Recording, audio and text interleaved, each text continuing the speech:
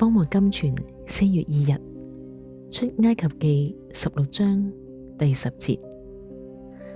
他們向曠野觀看，不料耶和華的榮光在雲中顯現。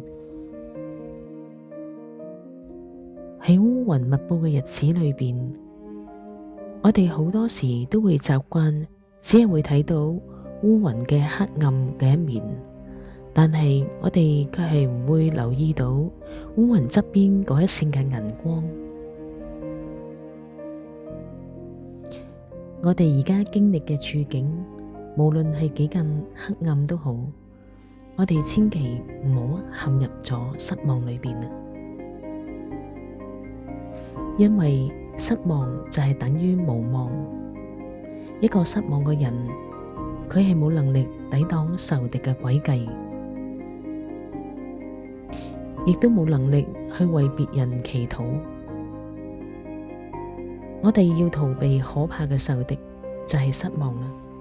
我哋要逃避佢，好似逃避一條致命嘅毒蛇咁。我哋逃走嘅時候，一啲都唔可以猶豫。如果唔係，我哋就會一敗塗地。我哋要喺神面前尋求佢嘅應許。我哋要大聲咁向自己講，呢個應許係屬於我嘅。喺呢個時候，如果你仍然感到懷疑或者失望嘅話，你就要向神傾心吐意，求神為你斥責嗰啲無情咁騷擾你嘅仇敵。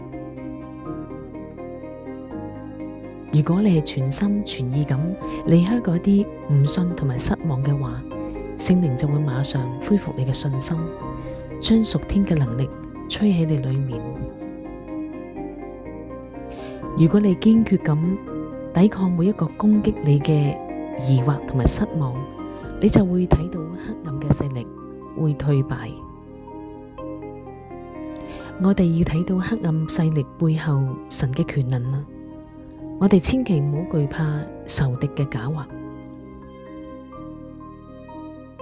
悲傷、抑鬱、灰心、氣餒，呢啲全部都係惡者嘅欺騙嚟。事實上，神偉大嘅能力一直咁為我哋脆弱嘅心靈而爭戰。我哋要靠住我哋嘅上帝，我哋要好似單純嘅孩子咁樣嚟依靠住佢，向上帝祈求幫助同埋引導。